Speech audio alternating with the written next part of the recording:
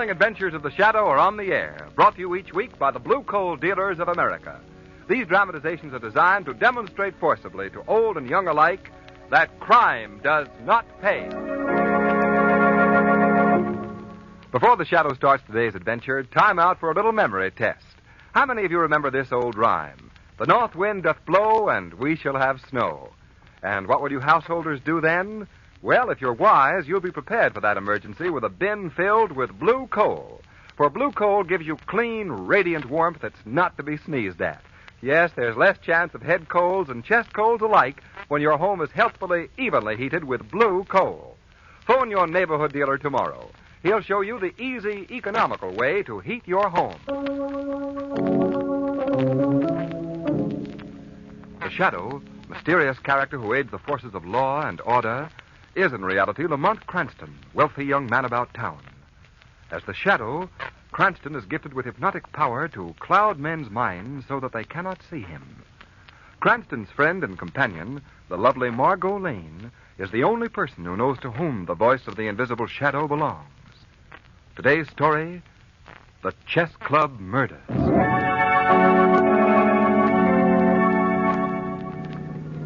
Shrevey, will you drop me off at the Black Rook Chess Club and then drive Miss Lane home? Chess Club, Miss Lane, home. Oh, sure, Miss Cranston. Well, why the hurry to get to this club, Lamont? I'm due there right now for a director's meeting, Margo. Oh, Lamont, that's the dullest thing I've ever heard of. A director's meeting at a chess club. Nothing dull about it. You see, there's quite a feud going on down there. May split the club wide open. Oh, it sounds momentous. What's the trouble, dear? Did someone try to change the color of the squares? All right. Have your fun. Well, what else could a chess club feud be about? Well, it's a long story, Margo. Hey, Mr. Cranston, hey. Yes, Shrevey? Can you see that there new sign on the Evening Star building? Look at it. All the late news is spelled out by them moving electric lights. Yes, I've seen it, Shrevey. Yeah. Ain't science fantastical, huh? It certainly is. Oh, by the way, Margo, that innovation is the work of Raymond Packer, the publisher of the Star. Oh. He's one of my opponents in the chess club feud. He's the leader of the faction that wants to have... Look. Huh? That sign is spelling out something about the chess club. What? Why, so it is. Slow down, Shrevey. Yes, sir.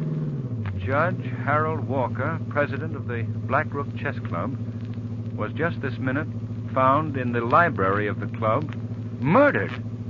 Shrevey, take me to the chess club at once.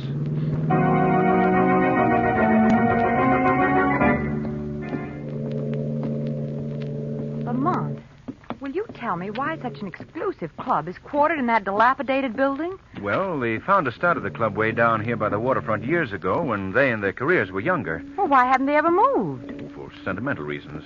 That's one of the currents of friction that started the feud. The younger element wants a new, modern clubhouse. Oh, I don't blame them. In here, Margo. All right. I guess the elevator's upstairs. Have to ring for it. Is that little wire cage an elevator shaft? Yes. It looks like one of those cash carriers they used to have in department stores. All right. Here he comes. Who runs it? Diamond Jim Brady? No, Margo. And Lillian Russell is not our hat check girl. Where's that dog? Probably in the elevator. It belongs to old Andy, the operator. Evening, Mr. Cranston. Evening, Andy. Hello there, Blackie. How are you? Blackie, quiet. It's all right, man. He won't harm you. Well, I He's just not very friendly with strangers, Margo. I suppose you've heard about what happened, Mr. Cranston. Yes, I have, Andy. Is Commissioner Western upstairs? No, sir. The police haven't arrived yet. You see, the body was just found a few minutes ago. But how did the news get out? We read a bulletin reporting the murder on that new sign on the Star building. Aye. That was Mr. Packer's work, ma'am. Well, how did Raymond Packer get the news out so fast? From his office upstairs in the club.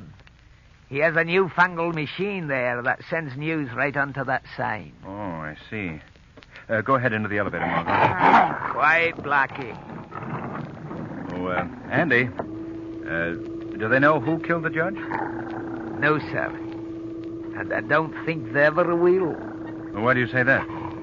There are many who hated Judge Walker, and many like me who are glad that he's dead. Well, I wouldn't talk that way to the police if I were you, Andy. They might misunderstand. They can't pin anything on me. Watch your step, Mr. Cranston. What do you mean, Andy? I mean getting out of the elevator.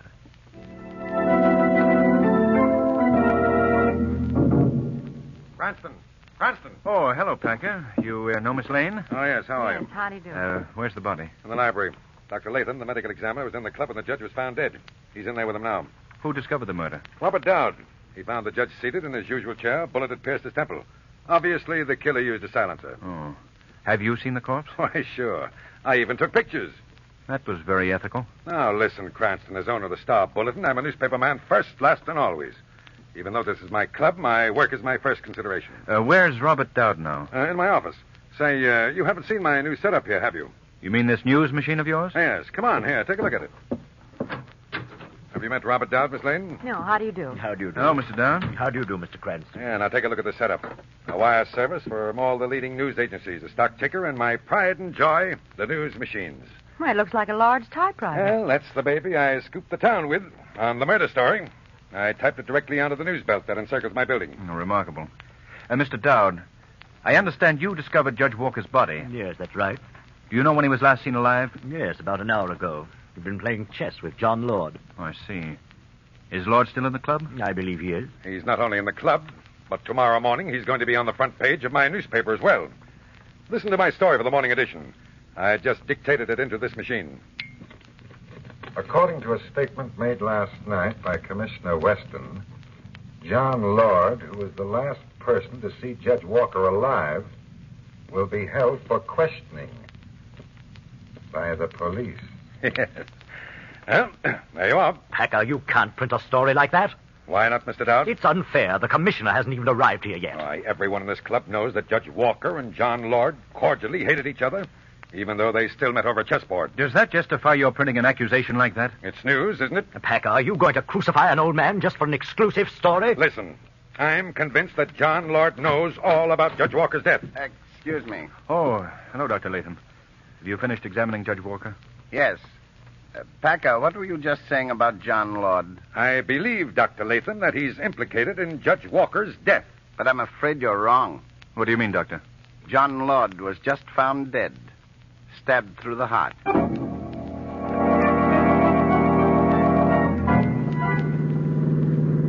Well, that was a highly informative session, Lamont. Yes. 2 men murdered, and any one of 50 club members could have committed the crime. Make that 51, Margo. Why? What do you mean? Old Andy, the elevator man, is eligible for that list. Well, Lamont, do you seriously suspect old Andy of being the murderer? I can't answer that, Margo, until later on this evening. What's going to happen then? I'm planning to pay a call on the old man. I shall visit him as the Shadow.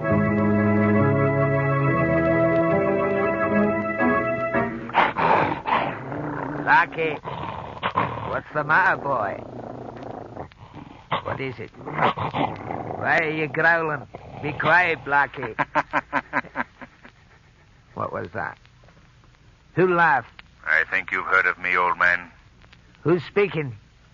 I can't see anyone. I am called the Shadow. The Shadow? The man who's invisible? That's right. What are you doing here? Why have you come to see me? I'm seeking information. Information about the men who were murdered in the club upstairs. Why have you come to me? Because I believe that you were implicated in the crime. No, that's not true. You didn't like Judge Walker, did you? No, I didn't. Judge Walker tried many times to have me discharged from my job. It was always bothering me. Yes. I'd willingly have killed him if I'd had the nerve. But I didn't do it. Do you think the police would believe that story? No. I guess not. But if I were the murderer, do you think I'd have taken John Lord's life, too? He was a fine man. A friend of mine. There's no way of proving that friendship now. Look, Mr. Shadow, if you'll only believe me, perhaps I can be of help. How? You've heard the expression, dead men tell no tales. Yes? Well, dead men do tell tales, Mr. Shadow. There's something in Judge Walker's past that proves this saying. What do you mean? I can't tell anymore. It's up to you to learn the answer. See here, old man. If you're talking in riddles just to divert suspicion from yourself, you're making a great mistake. I'm warning you right now. In due time, the murderer of Judge Walker and John Lord will be brought to justice by the Shadow.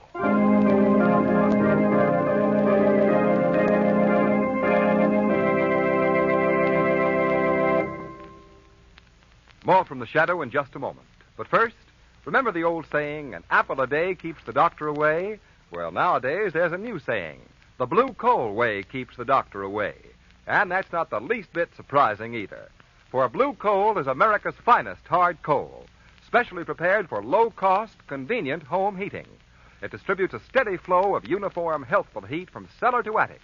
Yes, an even-burning, long-lasting blue coal fire in your furnace is your best safeguard against winter colds caused by drafty floors and chilly, underheated rooms. So keep the doctor away the blue coal way. And when you phone in your order, be sure to ask your dealer about a blue coal heat regulator. He'll be happy to give you a free demonstration of this efficient, modern thermostat that opens and closes dampers automatically and saves you money by saving fuel. His name is listed in the Where to Buy It section of your classified telephone directory under the words Blue Coal. Consider health, economy, and comfort. Phone your neighborhood blue coal dealer tomorrow. And now, we return to our drama.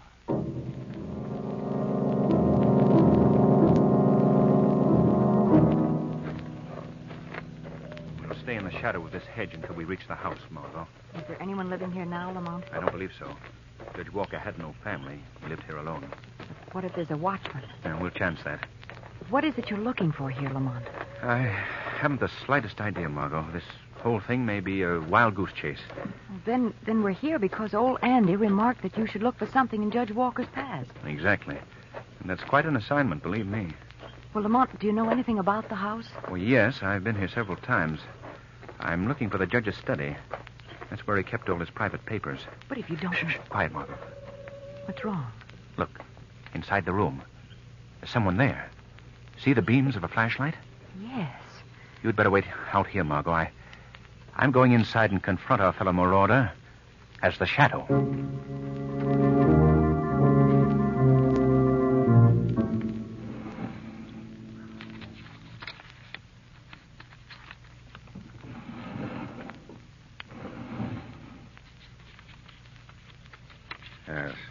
Yes, this is it.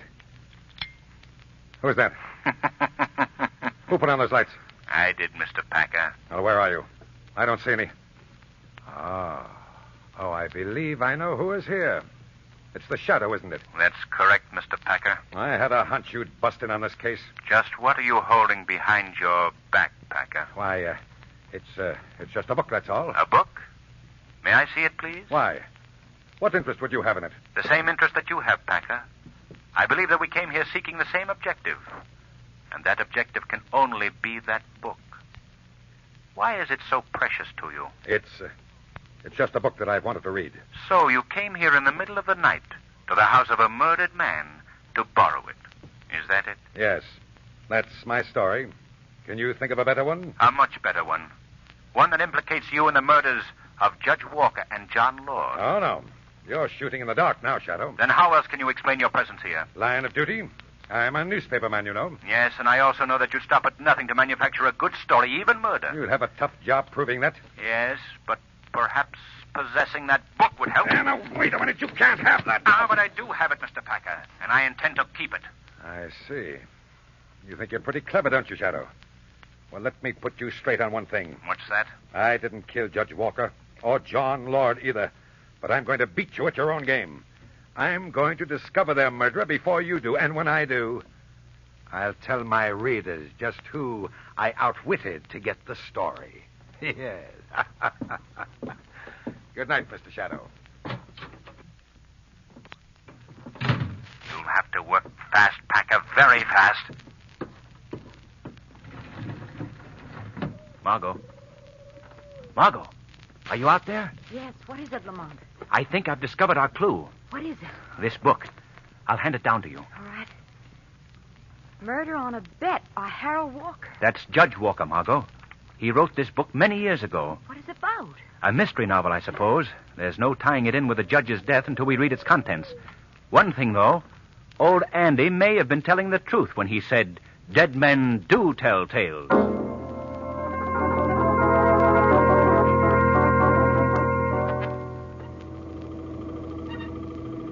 Andy, is Mr. Packer in his office? Aye, he's busy working. Here we are. Thank you, Andy. Good evening, Mr. Cranston. Oh, good evening, Dr. Latham. Looking for a game? No, thanks. I'm here to see Raymond Packer. Oh, he's in his office. I heard him talking into the dictaphone a while back. Oh? Anything turn up on the murders, Doctor? Has the commissioner discovered any clues? No, I'm afraid not. You know, as medical examiner, I've been on many murder cases, and usually the killer makes one mistake that gives him away. This chap seems to evolve the perfect crime. I wouldn't be too sure of that, Doctor. Now, if you'll excuse me, I'd like to see Packer. Sounds like Packer's still hard at work. Perhaps I better... Listen, Dr. Latham. Isn't he repeating the same phrase over and over? Yes, sounds that way. That isn't Packer at all. It's his dictaphone machine. What can be wrong? I don't know, but I think we should find out. Packer! Good heavens! Slumped over the desk. Packer! Packer!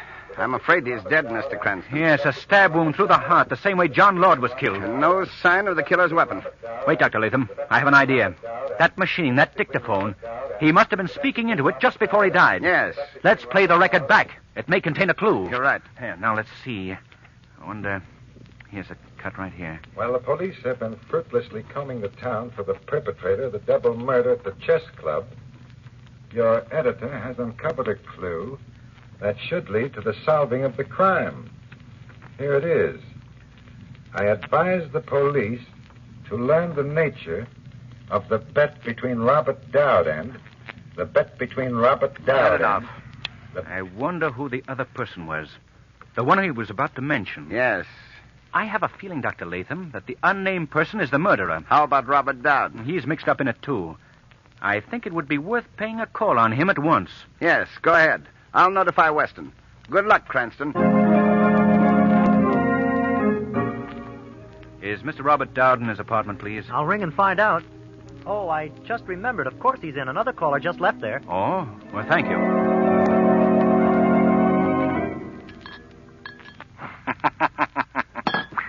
Careful of your glass, Mr. Dowd. Who's there?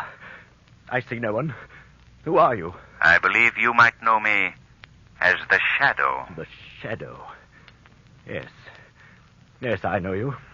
At least by reputation. Then you know that I'm here to learn about the double murder at the chess club. Why do you visit me? Because you have been a party to those murders. You're crazy. Perhaps I should remind you of a certain bet that you made.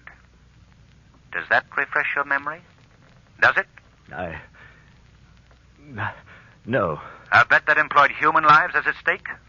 I have proof of this cold-blooded wager, Mr. Dowd. I don't know what you're talking about. Oh, I see. You've been warned to remain silent. Perhaps by the caller who was just here. I had no caller. You're lying. Those 2 drinks on your desk. Your visitor's cigarette is still smoldering. This visitor was the man you made the wager with, wasn't he? I'm not going to say a thing. I'd advise you to change your mind on that score. Because you yourself may be the next victim. You're just guessing. You don't know what you're saying. I'll prove to you that I do. You made a bet with this person that he couldn't get away with murder. This plan of murder that your friend followed was taken from a book that was written years ago by Judge Walker. A book called Murder on a Bet. So far, he's followed the storyline exactly. You didn't know this, did you? No.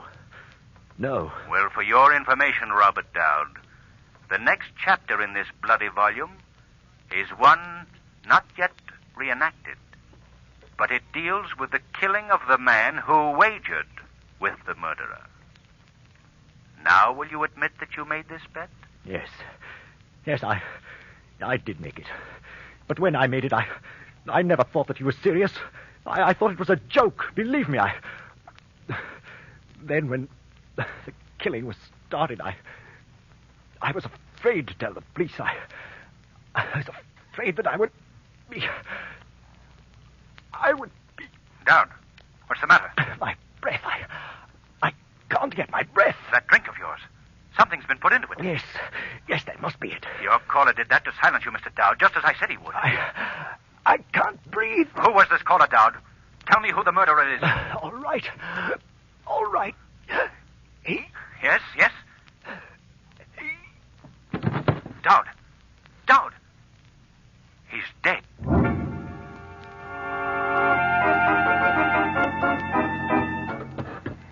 Come on, Margo. Just one more flight to the chess club. I wonder why Andy didn't answer the elevator buzzer. That's what I want to find out. Do you suppose another chapter in the book has been played? I hope not. Here we are. All right. Come on in, Margo. Lamont, the lights are out. Yes. Andy? Andy? Where are you? Andy, why don't you...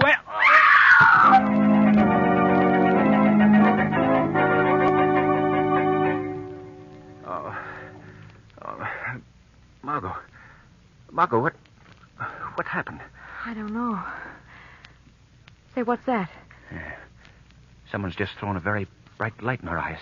But who's holding the flashlight? I can't see beyond the beam of light. Oh, wait a minute, Margo. There's a hand reaching out into the light. Yes. It's holding out a piece of paper. Why, I believe we're supposed to take it. Is that right? Is this a message for us to read? He doesn't want to play with us, Lamont. No. But he's obligingly putting it in my lap. What? Listen to this, Margo. Your captor, who is covering you both with a revolver, prefers to remain unknown for the present. Watch this paper carefully. It is chemically treated. In just a moment, it will burst into flames. Lamont, that's like the paper they drop from warplanes to cause incendiary fires. What's the object in his using it? Listen to the rest of this, you'll find out. At the moment this paper ignites, 100 such pieces of paper will ignite in the basement of this building. A few minutes after that, the building will be a roaring inferno. Lamont, could such a thing happen? Yes, I'm afraid so, Margo. Oh. A murderer's taking back his slip of paper. Yes, and look. Look, it has burst into flames. Yes. So now our situation is this. Downstairs at this very moment, the building has caught fire. Soon the smoke and flames will be swirling up the elevator shaft. And we are being held in Raymond Packer's office by a person who is not only our captor, but the perpetrator of the chess club murders. Isn't that right, murderer? Oh, won't you at least speak to us? Oh, I see. 1 tap is no, 2 taps yes. Is that right? Well, tell me, murderer, you are the man who bet you could get away with murder, aren't you? You wagered with Robert Dowd that no one could catch you if you decided to kill, right? You followed the pattern of Judge Walker's book, which, ironically enough, made him the first victim, and then you killed the others in the same pattern. Who is he, Lamont? Do you know? Yes, I believe I do. I believe that the murderer is Dr. Latham. Excellent deduction, Mr. Cranston. Excellent. But you made your discovery too late. Lamont, do you smell the smoke? Yes. Fire's coming up the shaft. The flames will soon reach this room. Your time is growing very short. I see, Dr. Latham, that you have even chosen to reenact the final chapter. The killer's taking his own life in a burning building. That's right. Lamont, the smoke is choking me. What are you writing on that typewriter, Cranston? Just my ABCs, Doctor. Nervous habit of mine whenever I'm in a tight spot. Well, stop it. Oh, now, Doctor, you wouldn't begrudge a man who's about to die a little pleasure, would you? Stop it, I say. Oh, very well. That's better. Now, how did you discover my identity, Cranston? Well, old Andy gave me the first clue. He told me of overhearing a discussion of the book Murder on a Bet between you and Judge Walker. I see. That was very careless of me. But old Andy has paid for his revelation. What do you mean? It was necessary for me to kill him, too. Oh, you're mad, Doctor, mad. I was just following the plan of the book. And that's why you took Robert Dowd's life, too, eh? Yes, Dowd was a very timid man. I was afraid he might welch on our wager. Oh, Lamont, the smoke. You haven't much longer to suffer, young lady. Soon we shall all be wrapped in flames. You might be mistaken about that, Dr. Latham. How? You recall telling me here earlier this evening that a killer usually makes one mistake? Yes, but I haven't. You're wrong, Dr. Latham. What do you mean? You have made a mistake. A very simple mistake. As simple as ABC. What are you talking about? I'm referring to the ABCs that I wrote on this machine that you thought was a typewriter. But in reality, it's Raymond Packer's news machine. No. Yes. And your guild has been read by thousands of people on that sign on the Star Building. What? You... And now I'll take that gun, Doctor. There we are. You think you've tricked me, don't you? You think you've gained the upper hand? I do. Listen. You hear those sirens? Help will soon be here, Dr. Latham. They won't get me. They won't get me, do you hear? Lamont, what's he doing? Come back, Dr. Latham. Come back. He's going out the window. Lamont! Oh, no. Margo, if we're going to get out of this trap, we'd better try to meet our rescuers halfway.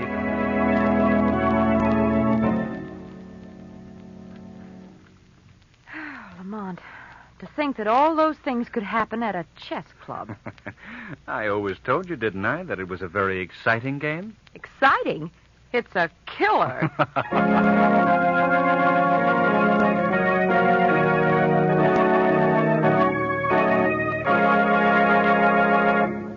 We'll hear from the Shadow again in just a moment.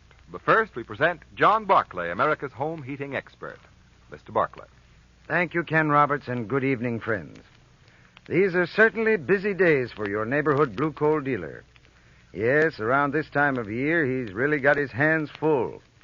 But no matter how much he has to do, your blue coal dealer is never too busy to give his personal attention to your individual heating problem. You see, your friendly blue coal dealer is different from an ordinary coal man. In most communities, he's an institution. His office is a regular clearinghouse for free information on low-cost home heating. You'll find him pleasant to deal with, too. And besides, he's dependable. Even in the worst weather, your blue coal dealer never falls down on the job. He gives you careful, courteous, and prompt delivery. His motto is service with a smile. In addition, he will gladly be of assistance by helping solve any heating problem for you. His John Barclay trained serviceman will inspect your furnace and recommend the proper size coal for best results. This service is free and available to all blue coal customers. It will pay you to phone your neighborhood blue coal dealer in the morning. Thank you.